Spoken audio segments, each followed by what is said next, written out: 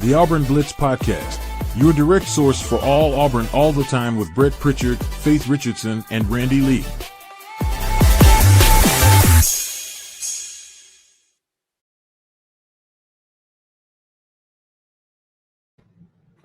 What's up, everybody? Welcome into the Auburn Blitz Podcast here on a Monday morning. We are so glad you join us every single day here on the Auburn Blitz, wherever and whenever it is that you join us, and making Auburn Blitz part of your daily Auburn athletic intake and information center. That's what we want to be.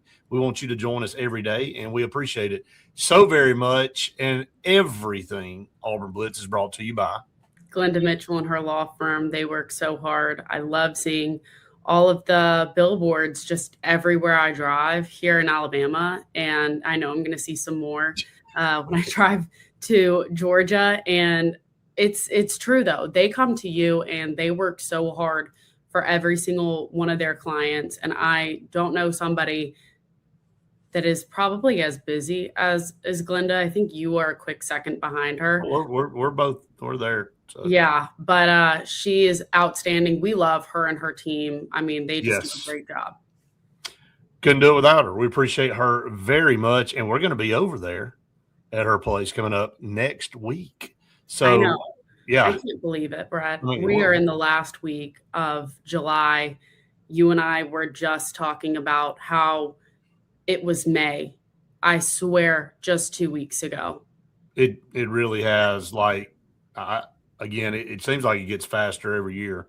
You know, I was told that years ago. They said when you get older, it goes by fast. Like it absolutely is true. And then just the comparison of last summer to this summer. Last summer, it felt like it was really the dog days of summer. Right. This summer, it has gone by. Well, let me say this in fairness to us.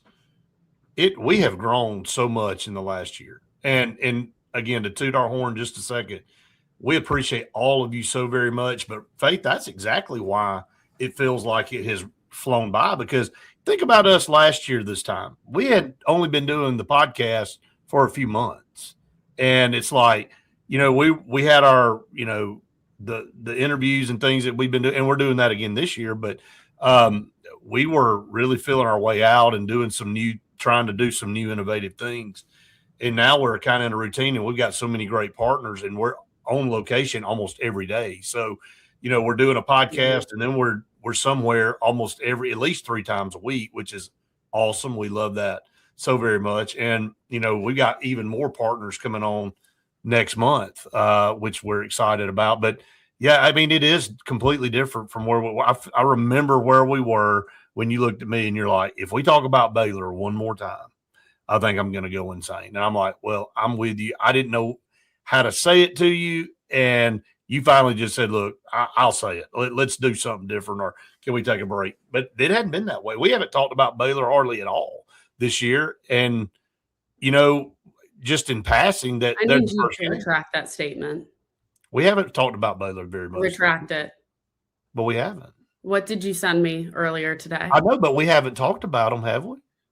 Not on here, we haven't. Well, I mean, according to Faith, we will break down the Baylor game 48 hours before kickoff.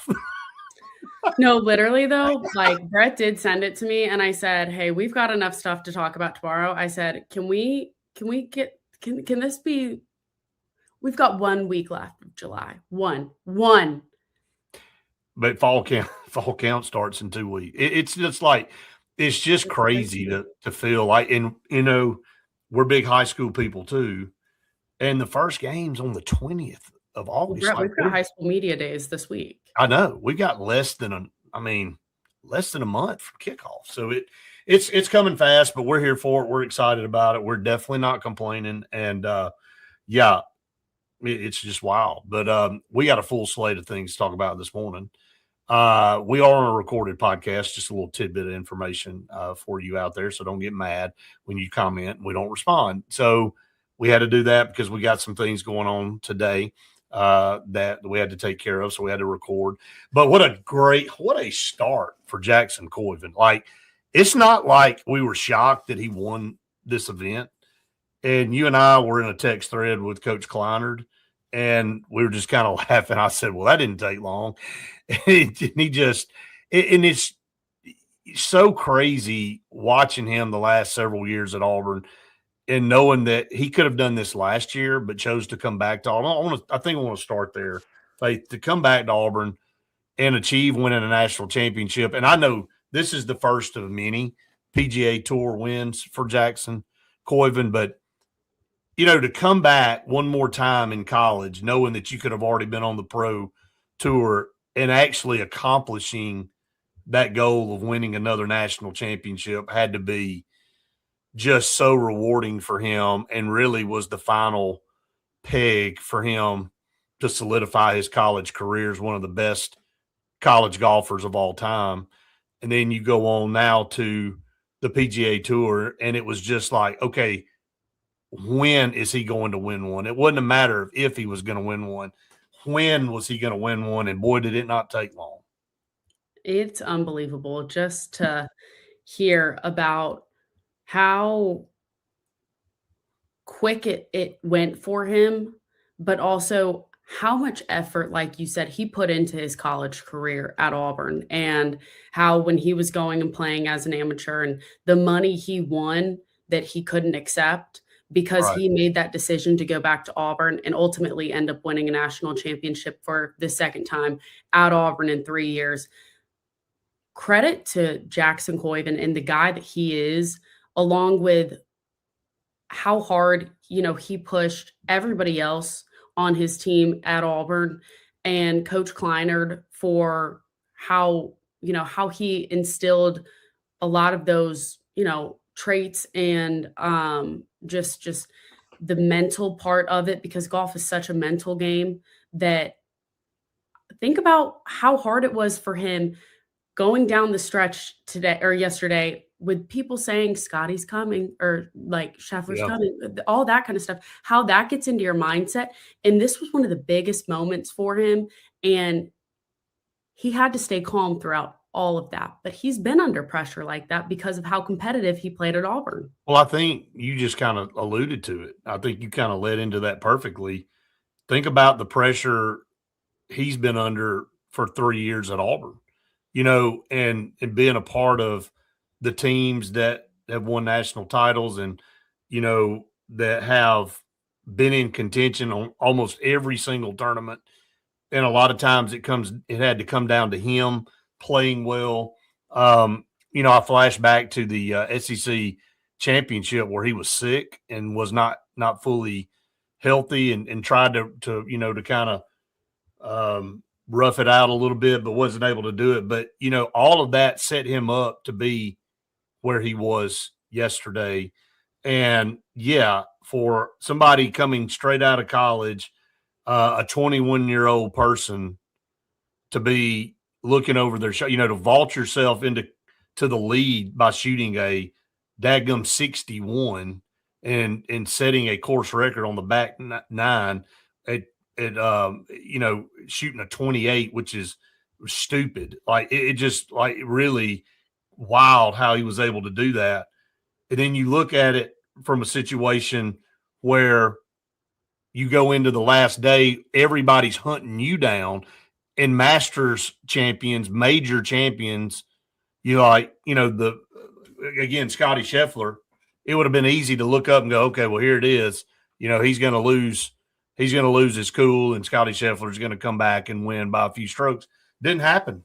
Did not happen. This guy just calmly came out and birdied the first hole, birdied the third hole, and you just knew from that point on that he was dialed in. And again, for him to pull this off in his third ever PGA Tour event, he missed the cut on his first one and then came back and had a decent outing the second tournament. But it's kind of like, and I've said this to you many times, some of these guys that are at the top of their game, they get in these situations and they go, okay, I belong here. This is not – I'm just going to go do what I know how to do, and that's play golf. And that's the thing about golf, Faith. You're playing the golf course. You're not really playing somebody else. I know that's tough to say, but it's about you in every shot, and you're playing the course. You're not playing against somebody else. And, boy, you can tell that's just kind of how he approaches it.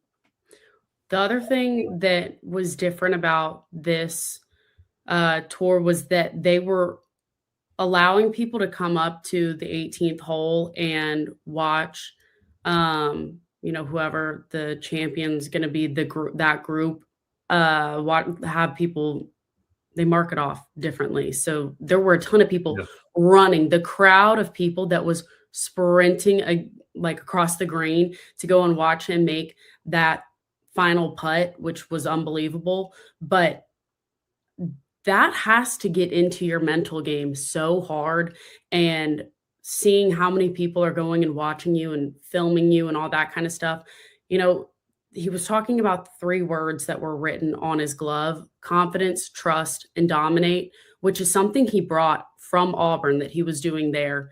And seeing it on his glove every single time he goes down to swing that golf club, that he is the only one in his own head. He drowns out all the other voices, everybody else that's watching. And like you said, it's him against the golf course. Yeah, I mean, it is him. And I know we've gone through this after they finished, with another national championship, but, he earned his tour card his sophomore year and came back last year for his junior year, and won swept the National Player of the Year awards, won the SEC Player of the Year for 3 straight years. Won the individual championship, and then of course topping it off with a national championship. I mean, this guy has done everything, and you said it just a minute ago. Yeah, it is a little uncanny, even though being that good, for you to go in. It took Tiger Woods, who I think still, and people can argue with me, I mean, Jack Nicklaus has obviously got more major wins, and I get all that. But Tiger Woods has more PGA Tour wins than any golfer. And if he hadn't have gone completely AWOL back in 2009 and gone nuts, I think not only does he pass Jack Nicklaus, but he runs away with the majors. I think Tiger Woods is the best golfer that you and I have ever seen. Just pure golfer. Jackson Koivun got his first PGA Tour win in 2 less starts than Tiger Woods. Now, I don't know what that means. I don't know what Jackson Koivun's career looks like in 20 years comparable to what Tiger Woods did. Tiger Woods set a bar that is going to be hard for anybody to beat. I mean, Scotty Scheffler, everybody thought Jordan Spieth was the next Tiger Woods. And then, and there's been certain guys that everybody felt like, and they just can't live up to it. And I'm not trying to put Jackson Koivun in that category, but it is impressive to look at what Tiger Woods did and what his career. And right out of the gate, Jackson Koivun did something better than Tiger Woods. Now, he may not do anything else better from now on, but that's pretty impressive that you get a win in your first 3 starts. Absolutely. And it's just the start for him in his career. And this is the time now where he can enjoy that and soak it in for, as long as he can until it's time for his next tour, and until he's – well, that's next week. He'll be in Detroit at the Rocket Classic. So, hey, how do you build off that? We'll see. I mean, a lot of times that first win just takes you to another level of confidence. And, as poised as he is, it won't get to his head. I think he'll do everything he normally does to prepare for a tournament. And, you texted me and said, he's very mild-mannered. And you and I said that, Coach Kleiner, we tried to get him on an interview multiple times. And he said, look, it's not anything against y'all. He just doesn't like to do this. He just does not care to be in front of the camera. And that's fine. He's unbelievably humble and so grateful. But he just hates the camera. He's just so poised and so. He's probably more nervous about. He was probably, after it sunk in that he sunk the putt and won the tournament on 18. He probably, after he, was emotional and stuff, he's probably like, oh crap. He probably got more nervous about having to go and interview on CBS rather than the actual pressure of winning the tournament. Like some guys are just like that. That's Jeremiah Cobb. Like Jeremiah Cobb, he would be fine if he never saw a camera again.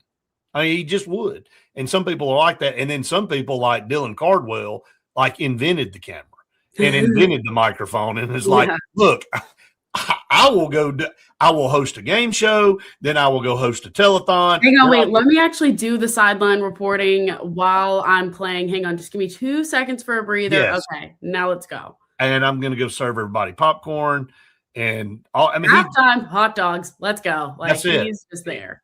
That's the difference in people. You know, it just, and we all have different personalities and God made us all different for a reason. So that's fun. We don't normally spend 15 minutes on golf, but how could you not on an Auburn show talk about Jackson Koivun? I mean, this guy, he belongs, Faith. They're talking about statues. And I know golf isn't like football, basketball, and baseball, but who else has achieved more, you know, as far as from a collegiate standpoint than Jackson Koivun? I mean, does he get a statue out? And again, to get a statue outside the golf complex? Such a great kid overall. Like it's just, it makes 21 years old. Yeah. It just makes you really proud to, you know, have had him come from, you know, your school and be able to be on a team that you covered for, you know, winning 2 national championships. Like crazy. How many other programs can say that? That's for sure. So, all right, let's talk about some of our partners here on the program. Could not do our show without them. Appreciate them so very much. And you can be a champion like Jackson Koivun by partnering with us. And that's what all of these are champions in their field, especially the cart source. I mean, they are the number one. Hey, talk about number one. They are the number one. Golf cart, not golf course. You can use them on the golf course. They are Alabama's premier golf cart superstore, the number one easy-go dealer in the entire state of Alabama. They have Cushman, Yamaha, and Club Car as well. You and I love going down to the cart source. It won't be long before we're back there checking out everything that's going on. They rent golf carts for your events. Everything that goes on is phenomenal down there. Go down Highway 280, check out the cart source. They are the best in the industry. And when you pull up on the property, you'll see why. Go check them out.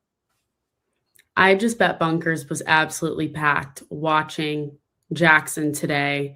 And one of the 25 TVs that is in Bunkers, I'm sure. They were probably all on Jackson. I was going to say probably 24 of them out of the 25 were on CBS and watching. But Bunkers is going to be the place for y'all to go. They've got, again, 25 TVs, 50 parking spaces in the parking garage. You can go and park in. And then some of the best food that you can have in downtown Auburn, along with 2 stages. So there's live music all the time. They've got their list coming out with all of the artists that they're going to have at Bunkers this fall. So for game day this upcoming season, you guys are going to have so much fun. Because we've got a lot of morning games or early afternoon games.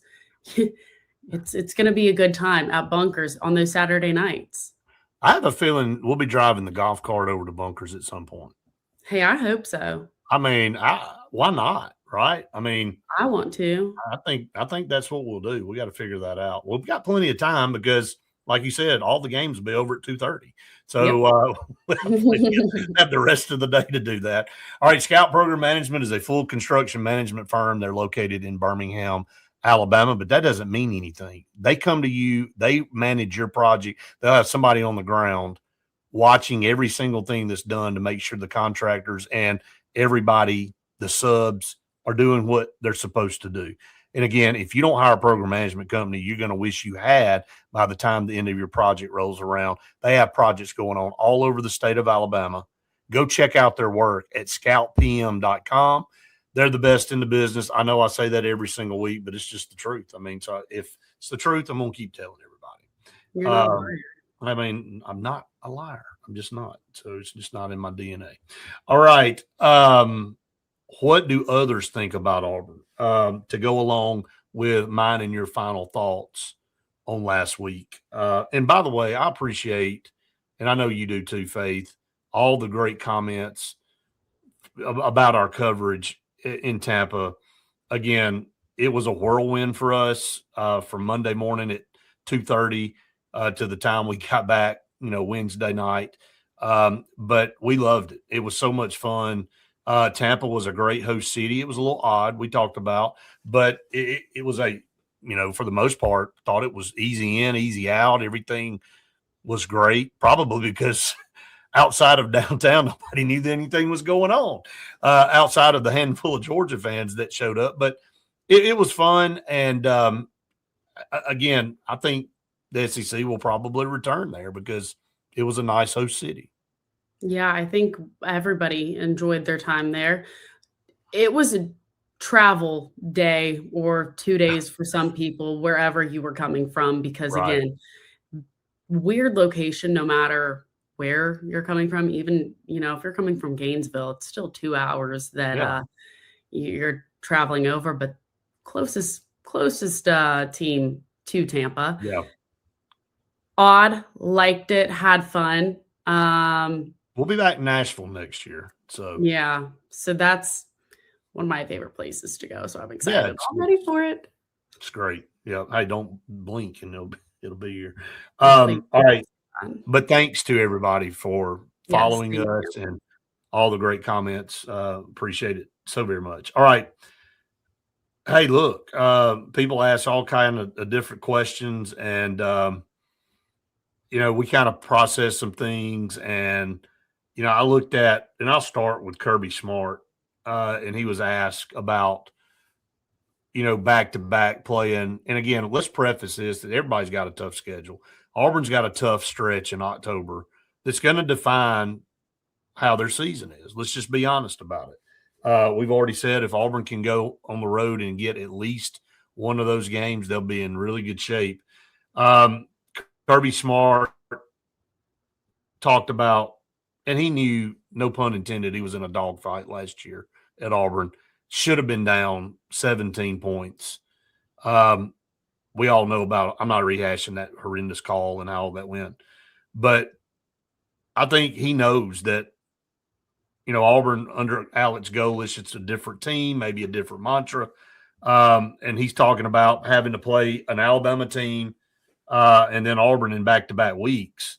And, he said, it's tough. He said, I don't put any more rigor on playing, than say Oklahoma or somebody else. But, having to play teams like that back-to-back, it wears on you. And I think he alluded to it doesn't matter who you're playing back to back. Every single week, you better be ready to play.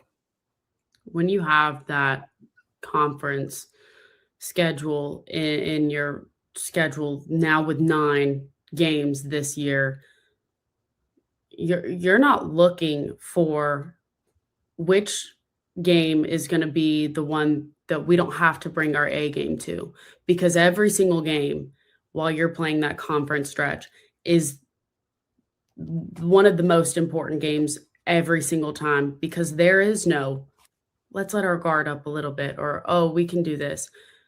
This is a tough league in every sport. We talk about it literally in every single sport, how tough. Baseball and softball may be the worst. Yeah.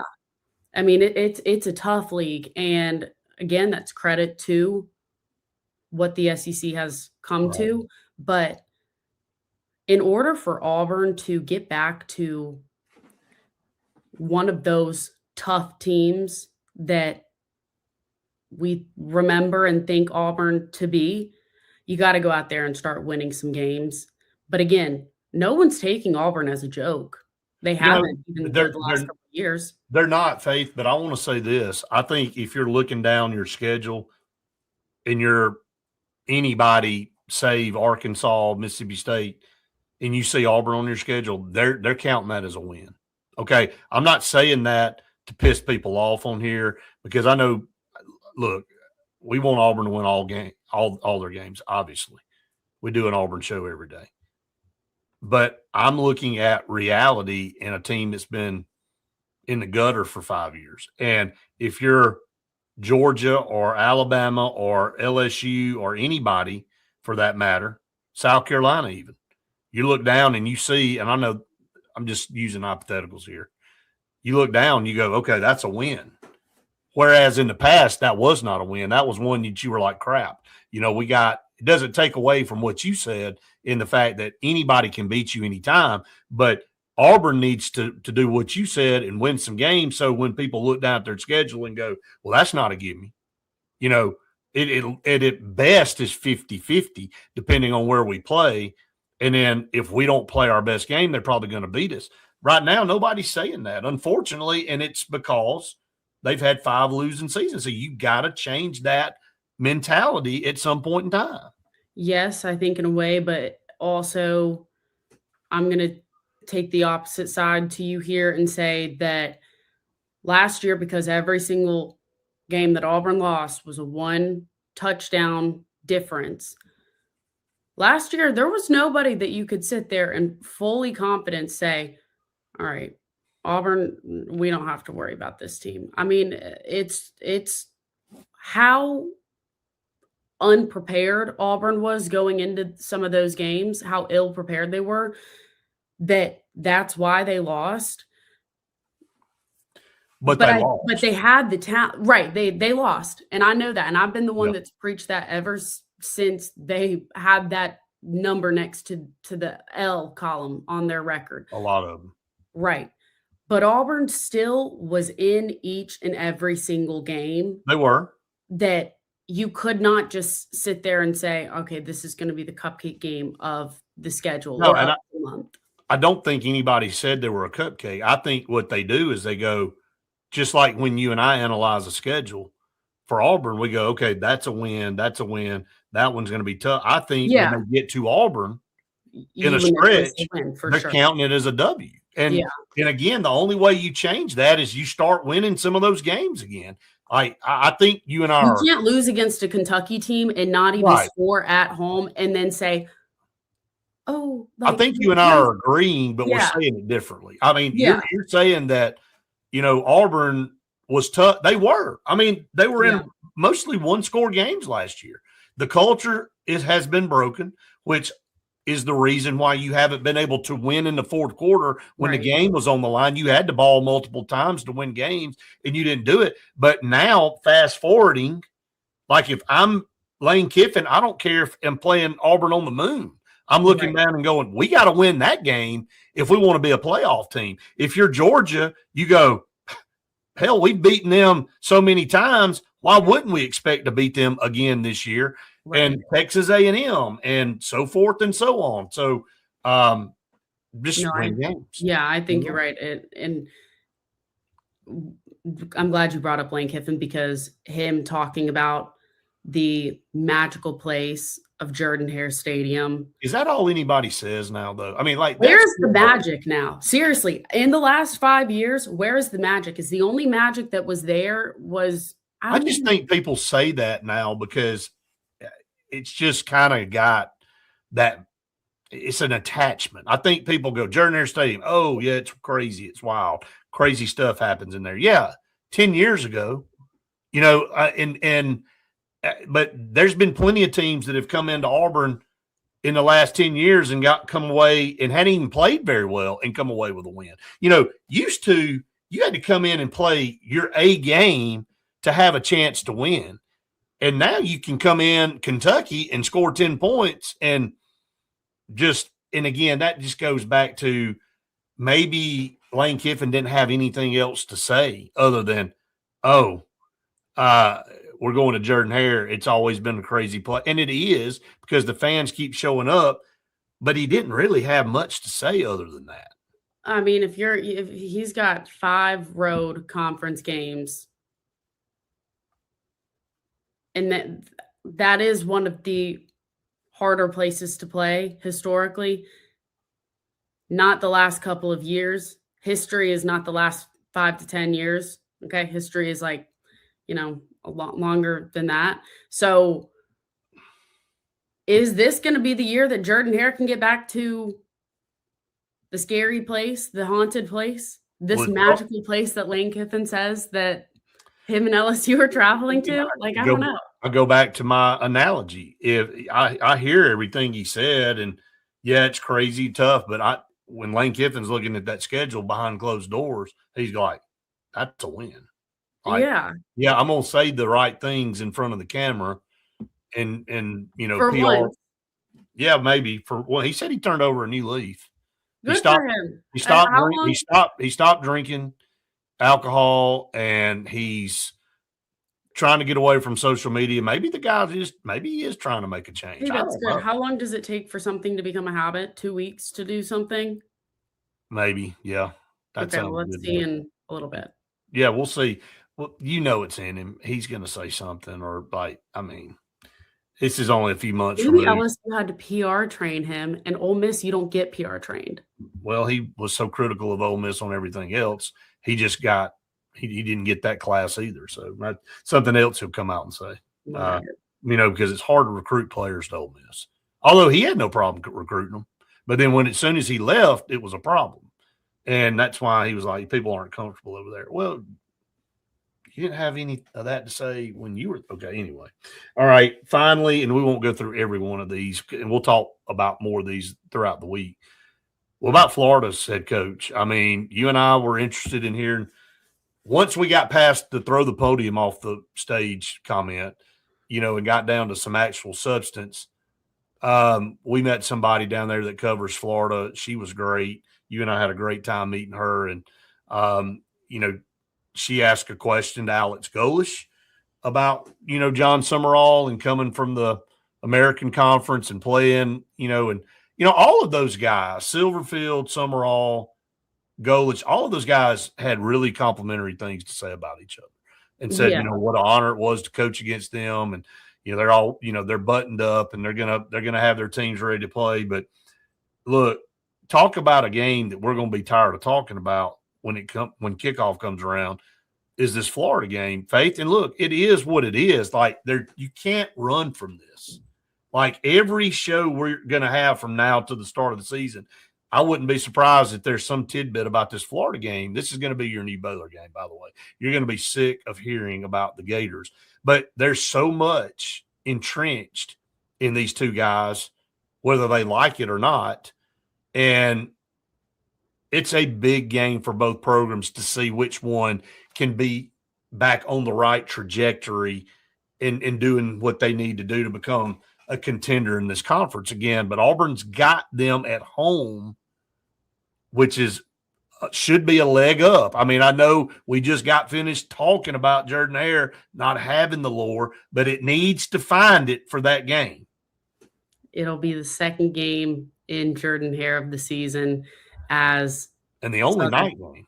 Yes, as Southern Miss comes in week 2 for the first one, and then you've got Florida for the SEC home opener, the conference, and that is gonna be a big day, a big weekend in Auburn. But everyone right now is kind of saying the exact same thing, Brett, of we're just taking it day by day. We're looking for the next workout that we're going to do tomorrow.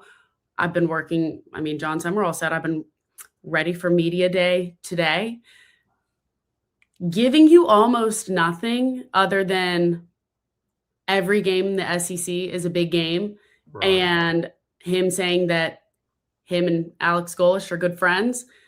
But that's kind of what everyone says is, I like him. And, every game's a big game. Not giving you much of. There was no substance to any of that.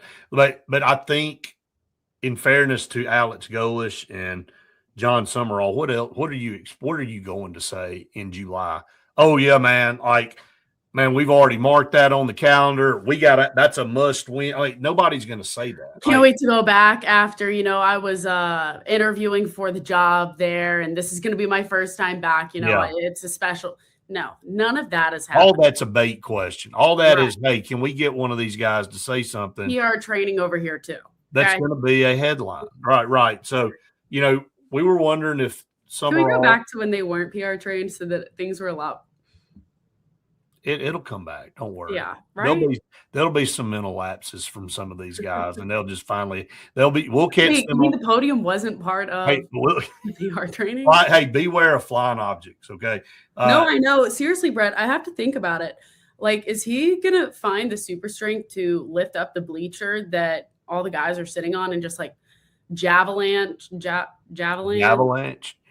Javelanche. What's it called? You just create a javelin.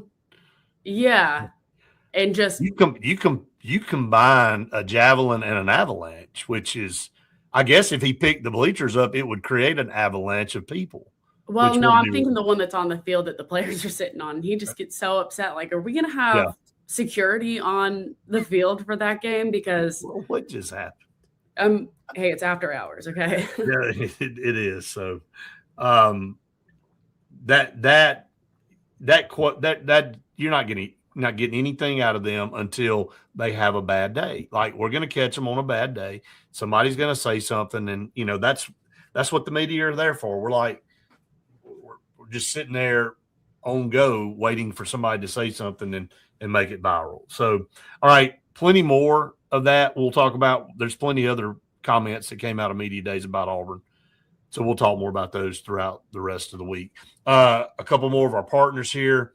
Couldn't do the show without Grain and Leaf, your neighborhood bottle shop in Moores Mill on Ogletree Village Lane. Fine wines, premium spirits, top of the line bourbon, cigars. The store in Alex City, or actually on Lake Martin, is phenomenal. You need to introduce yourself to Grain and Leaf. Down in Auburn, Opelika needs to be your destination for fine wines, premium spirits, and cigars. So when you go in there and you see how unique it is and how great the prices are, you will make it your common stop from now on. So go check them out, Grain and Leaf. Tell Mark that we sent you from the Auburn Blitz. We'd appreciate that, and he'll appreciate that, and he might hook you up with something. Hey, okay? So and he's not going to send me the bill. I promise you. We're not paying for it, but he's going to hook you up. So go check out Grain and Leaf. Russell Medical Center. We had a great time at the Health Expo on Friday last week. Brett, I mean, we got to talk to Bob, the CEO of Russell Med, and how awesome is he? He's outstanding, even though he's an Oklahoma fan. And his wife is an Alabama fan. They got so much red in their house. Oh, my gosh. I can't imagine how bad it is. But what a super guy. Knows his football. Knows his SEC football. Hates Texas, which I get. Look, we're just super nice guy. Doesn't give off like some I'm better, bigger than you. He's going to be back on the show with us, probably not talking anything about Russell Medical Center, Faye, just about football. Hey, that might be happening. But Russell Med does want to remind everybody that it is so hot here in the South. And I walked outside at 7:15 tonight and I was sweating. It was still 80-something degrees. And staying hydrated, taking breaks in the shade, recognizing symptoms of heat exhaustion are critical. And if you are experiencing dizziness, nausea, confusion, or rapid heartbeat, you need to go to Russell Medical Center. They have emergency and urgent care services that are ready to help when heat-related issues arise. So make sure you guys are taking care of yourselves this summer while it is so hot. And if you need to, head over to Russell Medical and they will help you.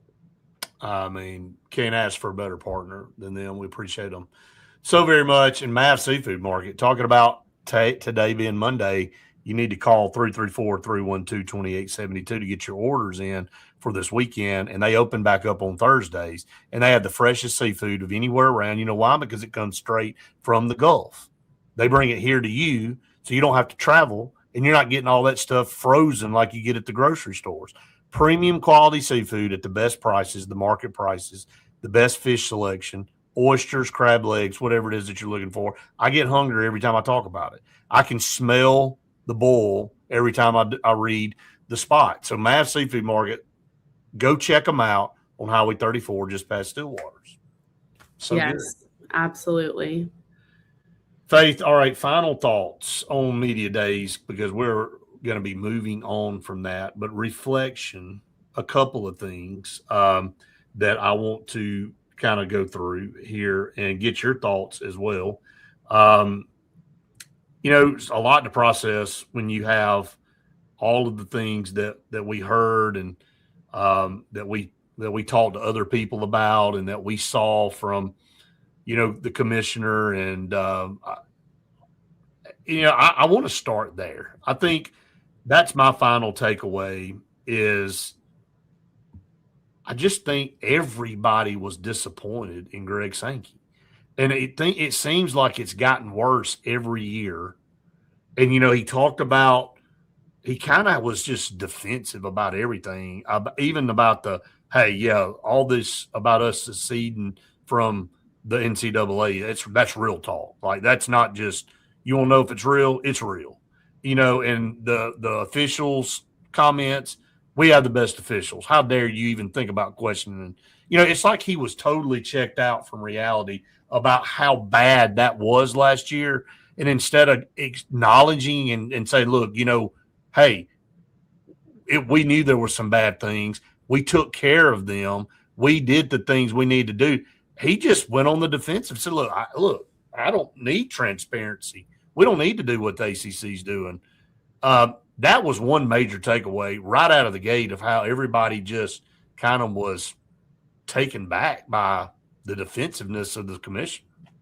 I think one thing you have to think about when you are in a position that he's in is understanding the feedback from the people that are supporting your organization. And when you have a group of people that are trying to tell you something that's bothering them or tell you something that has been an issue without trying to understand what is happening, you immediately go into that deflective mode and you immediately try to, point the blame somewhere else before actually listening and saying, okay, this has been an issue for how long now? How can we resolve this issue so that the people that are supporting this organization that I am the head of,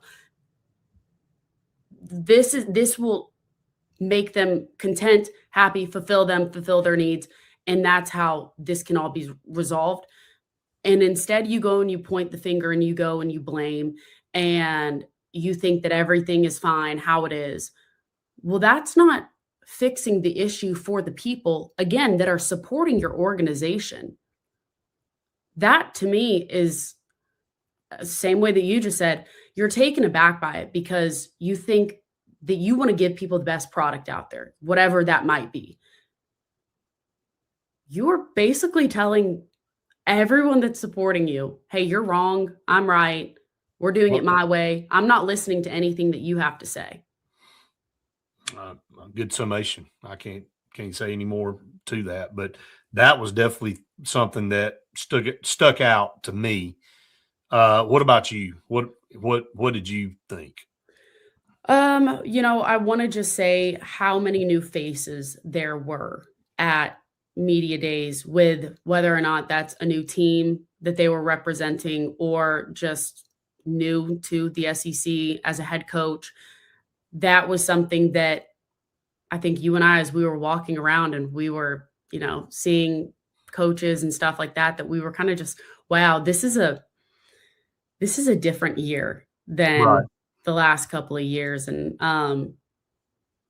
I think we enjoy that. And I think this is going to be an interesting year. And the comments that you got from a lot of these new coaches were definitely interesting. Sure. And saying, reasons of why this school is going to be successful. All that. I want to say that was probably the biggest thing. And one of the biggest headlines too of just this SEC media days. Absolutely. 6 new head coaches in this league. And again, a lot of these guys getting their first shot at coaching in the SEC. So yeah, definitely a big storyline. A couple other things, and then we'll close out, is the pressure of, doesn't matter where you are. I don't care if you're picked to win the league, which, again, we thought Texas would probably be picked to win the league. Media did not pick them. They picked Georgia. What does that say about Texas? What does it say about Alabama? Who's picked, where were they, 5th or 6th? I can't remember. I don't have it in. Yeah. I mean, when was the last time they were preseason that low? What about Texas A&M, who I picked to win the league? What about Ole Miss, who you picked to win the league? Right. You know, just one of those things that when I look at it from a standpoint of it doesn't matter if you're at the bottom and you're Ryan Silverfield or you're Jeff Lebby at Mississippi State and you're trying to prove that you belong, because all of these programs, South Carolina too, they're spending money, they're expecting to win, but everybody can't win. I mean, Texas was picked to win it last year and finished 5th. A lot of pressure on Steve Sarkisian not to go 10-2 and flop out again. Georgia, same way, not to just make it to the playoff and flop out again. They are the two teams that everybody's looking to right now to get the SEC back to the big stage and try to play for a national championship. So it doesn't matter where you are in the scheme of things. This is a meat grinder conference. You just mentioned that a minute ago about other sports. It doesn't matter what sport you're in. It's just brutal. And then you add that 9th game, you just made it even harder on everybody to try to – because, you know, you may say, well, the SEC is going to get their fair share, and they will. But crap, man, you're playing one more SEC game. I think you're going to get to the point, Faith, where these cupcake games that you have scheduled, you set guys out because they need a break. And it's we saw that last year, obviously. We absolutely did. But so this, like you said, this 9-game conference schedule has completely changed. I want to say part of the focus of the physical part of, or the longevity of the physicality of the athletes themselves. Right. I don't know if I said that right, but no, that's perfect. Yeah, I know what you're saying. How I mean, Byron Brown, we've said it how many times that he might not be able to run the way he did at South Florida because of the physicality in this conference. You better know that. Like, as a coach and as a staff, you better know that 12 games in this league. Him as the quarterback, he needs to know that. He needs to know he can't take those shots left and right because right. I mean, they now we're starting to take concussions seriously again and starting to actually put the health of these guys first, which they should be doing anyway. But you got to learn that the sideline is your friend. Right. Seriously. And that having 9 games in this tough of a conference is so brutal to their bodies. I mean, I just remember how many times we go to a practice after their week off or before the games that they have after their bye week. And it's just like, oh, it felt good for my body to finally have a break from just getting knocked around left and right. And it's going to be a big, maybe wake up call isn't the right word, but it's going to be a big wake up call for some of these guys that haven't been in this conference to see the physicality part of it, especially with 9 games. Well, that's a fair analysis for a lot of, I mean, including Auburn. I mean, they've got a lot of guys that are going to be starting that didn't play in this league last year, and didn't go through spring too because they were hurt. Right. And, you know, another thing is it's easy to say you're here, but once you get in the actual week in and week out grind, can you handle that from a mental standpoint and a physical standpoint? All right, last thing, I just think there's just mixed messages in this conference right now, and that's a little scary. You know, the commissioner gets up and acts like everybody's on the same page on all this stuff, and that's far from what we heard. That's far from what we were getting told. And, you know, that goes from players to coaches to whoever. So I think some self-reflection and a lot of unknowns moving forward in this league on things and pressure, you know, again, on this league to see if you can snap this drought of not winning a national championship and all that praise and all going to the Big Ten. And they've dominated for so long. Nick Saban said that, but you know, you can keep saying that, but if you go another year and another year and another year, you know, then it becomes idle banter at that point. So, All right, one more partner here before, actually two, but we appreciate Walls Tire and Towing, auto repair. Your vehicle should be top priority for you because your personal, family, friends, pets, everything that's near and dear to you, you want that car in tip-top shape. Tires, the engine, you don't want to be broke down. You don't want your family broke down at 9:30 at night on some back road by themselves. You know how you prevent that? You go to annual checkups, take your car to Walls Tire to make sure everything is running tip top. Out on Highway 280, 256 825 2628 to get an appointment to get your oil changed, your tires rotated, new tires. They'll check everything out. And we appreciate them so very much. New ownership, young people running a business, and they're taking this thing to the next level. Check out Walls Tire and Auto. And of course, Glenda Mitchell, Faith. Yeah, her and her team again work so hard across the three great states of South Carolina, Georgia, and Alabama. I mean, traveling to you across three states is unbelievable. I mean, I don't know where she gets the time that she does and how much she goes and supports each community that they're a part of. Unbelievable. I mean, great people. No one's going to work harder for you and your family. Again, while you don't have the expertise, her and her team, they do. So they can take care of you. 334-604-7927. 334-604-7927 for Alabama. Put that number in your phone, or you can go to GlendaMitchellLawFirm.com, hit the free consultation button. Somebody will be with you immediately from her team, or maybe even Glenda, while she's juggling 4 phone calls, typing on her computer, and serving people lunch at some community event. Like, she can do it all. So check out Glenda Mitchell and her law firm and her team. They're great, great, great. All right, Faith, that's a big one right there. Full Monday edition there of the Auburn Blitz. We got a full schedule this week. We got media days, a couple of days this week with high school that we'll be covering. You and I will be on location at a couple of places toward the end of the week. We'll be promoting that as we move along this week. So here we go. It's a busy week for us. Yeah, so we're excited. I hope everyone has the best week. Get your week off to a good start. Absolutely. Be nice to somebody. Go do something good. Just makes you feel good when you do that for somebody. Never know when somebody needs to hear that. And make sure you tune in to the noon show. Andy and Jim will be up for that at noon, so make sure you check that out. Appreciate all of you so very much, and we will see you bright and early in the morning for another edition of the Auburn Blitz.